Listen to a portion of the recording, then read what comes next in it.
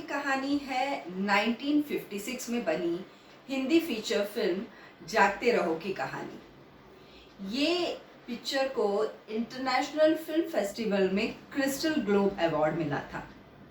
और सबसे इंटरेस्टिंग बात ये कहानी की है कि इसका जो मेन कैरेक्टर है उसका पूरे पिक्चर में कोई नाम ही नहीं है, तो उसे हम बुलाएंगे प्यासा। तो कहानी की शुरुआत कुछ ऐसे होती है कि एक गरीब फटे कपड़ों में मैला सा इंसान रात को शहर की सुनसान सड़कों पर पानी की तलाश में घूम रहा है।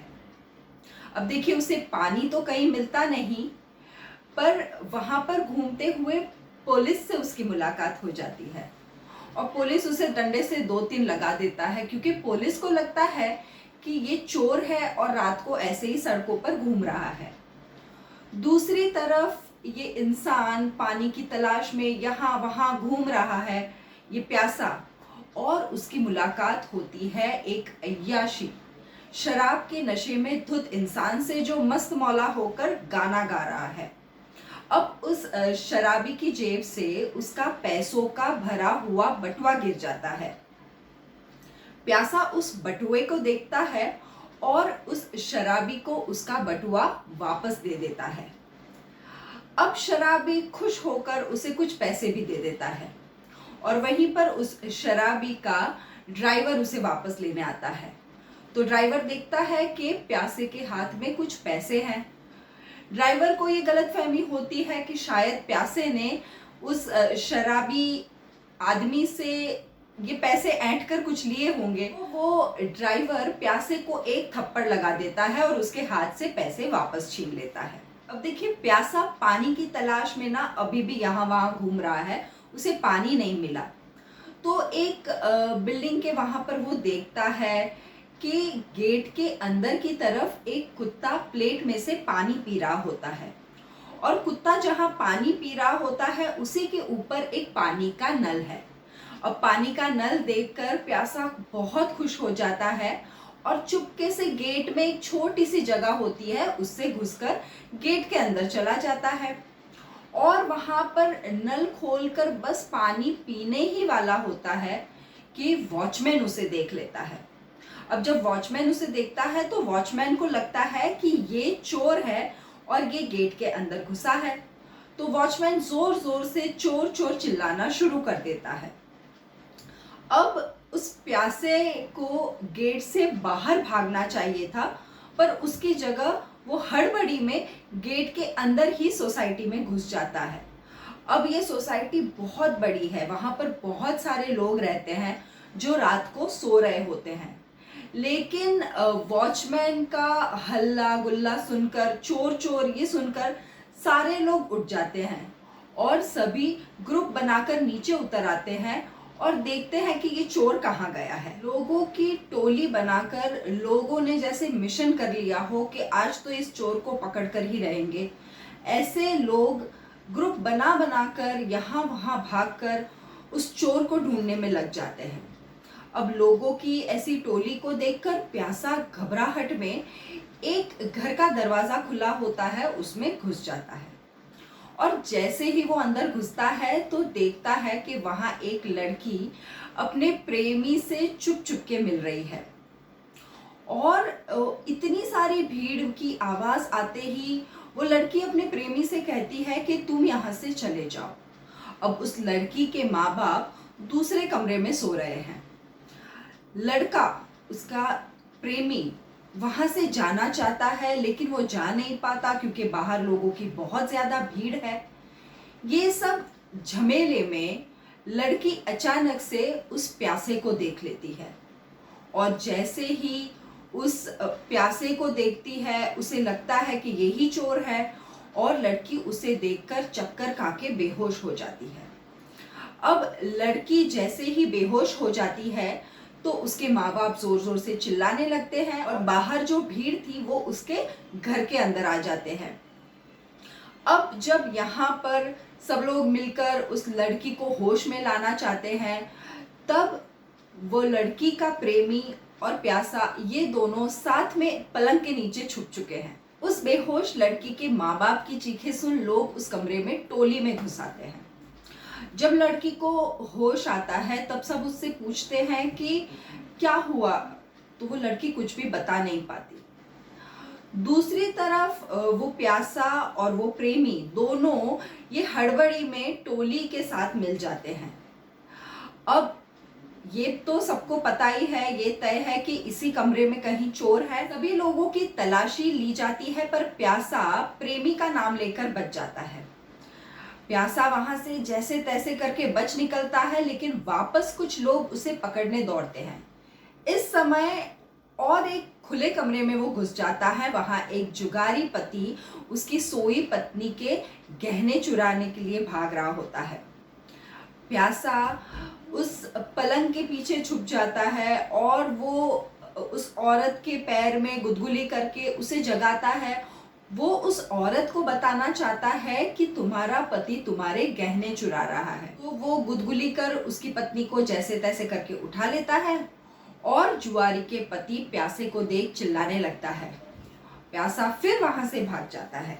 अब देखिए, वापस हड़बड़ाता वो एक मकान से दूसरे मकान भाग रहा है। तब एक ड्रम उसे रास्ते में दिख जाता है और लोगों से बचने के लिए वो ड्रम के अंदर घुस जाता है। अब जब वो ड्रम के अंदर घुस जाता है तो ड्रम के अंदर छुपकर वो धीरे धीरे चलने लगता है। तभी उसे वही शराबी जो उसे शुरुआत में मिला था, वही शराबी, तो वो शराबी देखता है कि ये ड्रम तो अपने आप चल रहा है, तो वो ड्रम को खींचकर अपने घर पर लेकर जाता है। अब शराबी ड्रम के साथ जब घर पर जाता है तो उसकी पत्नी पूछती है कि आप क्या लेकर आए, तो ये कहता है कि ये तो मेरा दोस्त है। ऐसे सब शराब के नशे में बोलता जाता है। अब यहाँ शराबी उसकी पत्नी को जबरदस्ती उसे ना पसंद आए वैसे कपड़े पहनकर उससे डिस्को करवाना चाहता है। शराबी की पत्नी उससे हाथ जोड़कर कहती है कि वो ऐसा नहीं कर सकती, लेकिन फिर भी शराबी मानता नहीं है। प्यासे को ये सब देखकर ना बहुत बुरा लगता है। उसे शराबी की पत्नी पे बहुत ज्यादा दया आती है और वो जैसे तैसे करके शराबी का ध्यान बटोरकर उसकी पत्नी को एक कमरे में बंद करके वहां से चला जाता है। ड्रम से निकलकर प्यासा राम बाबू के घर चला जाता है। उस सोसाइटी में राम बाबू सबसे ज्यादा धनिक इंसान माने जाते हैं। जब राम बाबू के घर प्यासा छुपता है तो देखता है कि राम बाबू नकली नोटों का व्यापार कर रहे हैं और उसी नोटों की वजह से वो बहुत ज्यादा धनिक हैं। अब सोसाइटी में पुलिस पहुंच जाती है। सारे लोग ग्रुप बनाकर चोर ढूंढ रहे होते हैं। तभी तय होता है कि सबके घर की तलाशी ली जाएगी। ये सुनकर राम बाबू घबरा जाते हैं। उन्हें लगता है कि अब उनकी नकली नोटों का जो व्यापार है वो सबके सामने खुल जाएगा। अब सबको पता चल जाएगा कि वो कैसा नकली नोटों का व्यापार करते हैं। तो उनके घर की तलाशी ना हो इसलिए राम बाबू सबसे कहते हैं कि उनके घर में एक नौकर मर चुका है और वो नौकर के बहाने एक पलंग पे सारा पैसा बांधकर उस पे चद्दर उड़ा देते हैं। अब पुलिस राम बाबू के घर आती है और जबरदस्ती कहती है कि हमें तो सब कुछ आपका देखना ही है। तो जब वो तलाशी लेना शुरू करती है पुलिस, तब वो कहती है पलंग के पीछे क्या है। राम बाबू कहते हैं कि इसमें तो जो मेरा नौकर मर चुका है वो है, लेकिन पुलिस उनकी बात मानती नहीं। जब वो पलंग से नोटों के ऊपर से चद्दर हटाते हैं तो देखते हैं क्या, प्यासा वहां पर लाश बन के पड़ा है। पुलिस देखती है कि हाँ सच में एक इंसान मरा हुआ है और वो वहां से निकल जाते हैं। अब राम बाबू तो बच जाते हैं, लेकिन उन्हें पता चलता है कि प्यासा देख चुका है कि उनके वहां नोटों का धंधा हो रहा है। तो वो तय करते हैं कि अब तो इस प्यासे को मैं मार ही डालूंगा। प्यासा राम बाबू के घर से भी जब भागने की कोशिश करता है तो राम बाबू वो सारी नकली नोट उसके कपड़ों में डाल देते हैं। प्यासा जैसे तैसे करके राम बाबू के घर से उनकी खिड़की से बाहर कूदने की कोशिश करता है, पाइपलाइन को पकड़कर। प्यासा जब घर की पाइपलाइन से नीचे उतरने की कोशिश करता है तब देखता है कि नीचे काफी सारी लोगों की भीड़ जमा है वो लोगों की भीड़ दूर करने को जो नकली नोटें उसके जेब में राम बाबू ने भरी थी उसे वो हवा में उड़ा देता है। सारे लोग नकली नोट देने में बटोरने में इतने व्यस्त हो जाते हैं कि प्यासा वहां से भाग जाता है और भागकर बिल्डिंग की टेरेस पर चला जाता है। वहां जाकर वो पानी की टंकी पर चढ़ जाता है। अब जो लोग चोर के पीछे लगे थे वो भी टेरेस पर चले जाते हैं। लोगों को आता देख प्यासा चिल्लाना शुरू कर देता है और कहता है कि मैं कोई चोर नहीं हूं, मैं तो गांव से शहर में कमाने आया एक गरीब इंसान का बेटा हूं, पर आप लोगों ने ही मुझे मिलकर चोर बना दिया है। मैंने एक ही रात में देख लिया कि बड़े लोगों के बड़े घरों में बंद दरवाजे के पीछे कैसा नीच काम किया जाता है। आज मुझे समझा कि धनवान और बड़ा बनने मुझे भी ऐसे ही काम करने पड़ेंगे, पर लोग उसकी बात नहीं सुनते और वो वापस वहां से भाग जाता है। वापस एक घर के खुले दरवाजे से अंदर चला जाता है जहां पर उसे एक छोटी सी बच्ची दिखती है। वो बच्ची प्यासे की चोट को देखकर उस पे बहुत दया खाती है और उसे पूछती है कि तुम्हारी ये हालत कैसे हुई। तब प्यासा उसे बताता है कि मैं चोर नहीं हूं, लेकिन फिर भी ये लोग मेरे पीछे पड़े हैं, लेकिन बिटिया मैं चोर नहीं हूं। तब वो लड़की उसे कहती है कि अगर आपने कुछ किया ही नहीं है, आप चोर ही नहीं है, तो आप लोगों से क्यों भाग रहे हैं। बस फिर क्या था, उस छोटी सी बच्ची की बात सुनकर जैसे प्यासे के मन में एक विचार आ जाता है, उसका आत्म मंथन हो जाता है।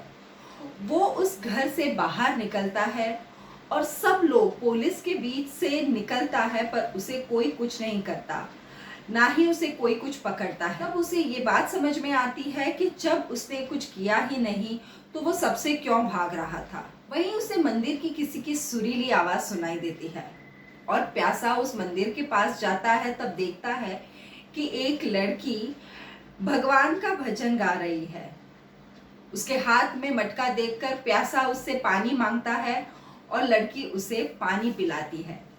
इस तरह प्यासे की प्यास बुझती है। ऐसी हिंदी फिल्म जहां पर एक ही सीन में आपको उस प्यासे पर इतनी दया आएगी और वहीं पर ऐसा सीन क्रिएट किया है जहां पर हंसते हंसते लोटपोट होते होते आपकी आंखों से आंसू निकल आएंगे। सिर्फ एक रात की कहानी में इतना इंटरेस्टिंग प्लॉट बनाया है। पूरी फिल्म में राज कपूर का सिर्फ 1 या 2 डायलॉग है, लेकिन उसके बावजूद भी उन्होंने पूरी पिक्चर में इतनी बखूबी एक्टिंग की है। बड़े लोगों के घर में बंद दरवाजों के पीछे क्या क्या होता है और बड़ा बनने के लिए क्या करना पड़ता है, इस कड़वे काले सच का नकाब उठाया है। 1956 की ये हिंदी मूवी जागते रहो नहीं देखी तो क्या देखा। ऐसी कहानियां सुनने के साथ साथ इन्हें देखने में भी बहुत मजा आता है। तो શું કરવાનું, જ્યુસ પીવાનું, આવી મૂવી જોવાનું અને મજાની લાઈફ।